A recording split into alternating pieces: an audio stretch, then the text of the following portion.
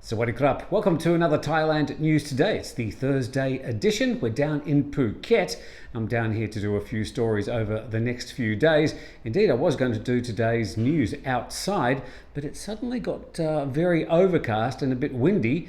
They've had some rain down here almost every day for the past week. Not particularly heavy rain, but quite unusual rain nonetheless. Anyway, enough about the weather. Let's talk about today's news.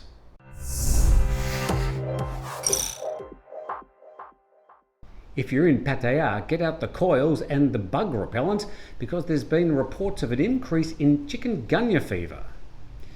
That's a mosquito-borne virus similar to dengue but can be quite painful and serious in some patients.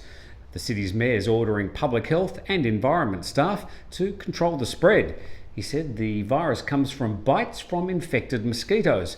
Patients will have high fever, discomfort and joint pain for, on average, about 4 days. In some cases, patients will need hospitalisation. The city has hired pest control companies to fumigate suburbs and other areas at risk. Officials are also trying to reduce standing water at places like closed hotels and businesses that have fountains filled with water. Whilst the poor air quality in Bangkok has been mostly linked to plantation fires up north over the past week, it hasn't stopped the Deputy Commander of the Royal Thai Police from coming up with his own suggestions. He's suggesting that Bangkok workers work from home once a week to help keep pollution levels down. He says that if people stay at home like they did during the lockdown, it could help reduce vehicle emissions and improve the city's air quality. But many are dismissing his idea, saying Bangkok's haze is mostly from the crop burning in northern provinces.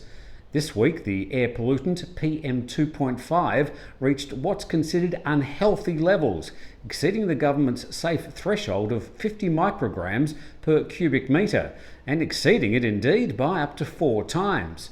The PM2.5 levels in Bangkok began to rise this month as farmers started burning sugarcane fields, getting ready to harvest new crops, coupled with the changeover of the monsoon from the wet season southwesterly airflow to the winter season northeasterly airflow. Thailand's now on the US Treasury's monitoring list for suspected currency manipulation. There's also been complaints of unfair policies to gain an advantage in international trade. Vietnam and Switzerland were also labelled currency manipulators in a US Treasury report. Along with Thailand, the Treasury also added Taiwan and India to their watch list this year, which includes China, Japan, Korea, Germany, Italy, Singapore and Malaysia. This year, Thailand's bilateral goods trade surplus with the US continued to grow, reaching $22 billion and exceeding the limit set by the US Treasury. The Siam Commercial Bank has posted a statement on their Facebook page warning customers to be aware of phishing. Not that type of phishing, but the phishing starting with PH. The warning comes after the arrest of 3 Chinese nationals accused of sending messages to SCB customers, advising them to update their details.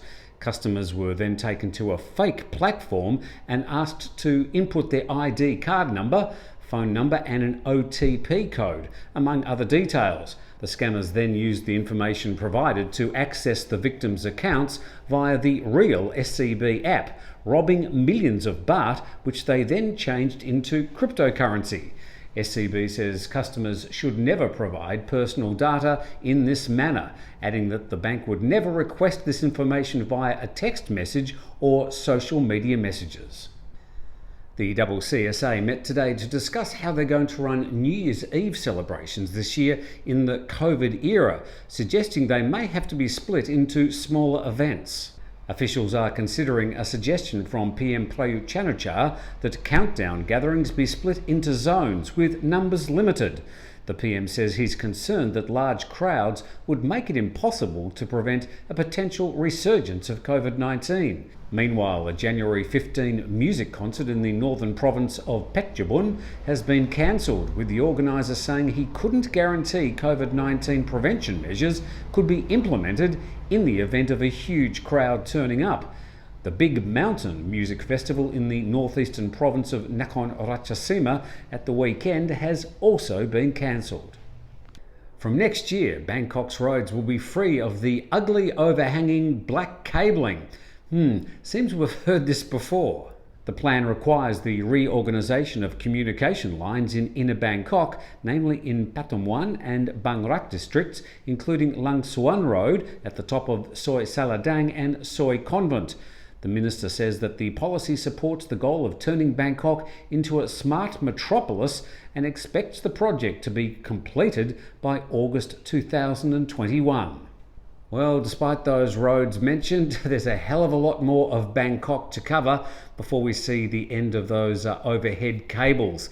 I'm sure you know exactly what we mean. You got to enjoy them once again during the report.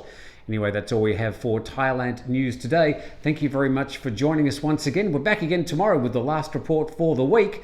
And we've also got a report coming up tomorrow, a special report about the problems and the reason behind a lot of the air pollution around Bangkok this week. Anyway, that's coming up.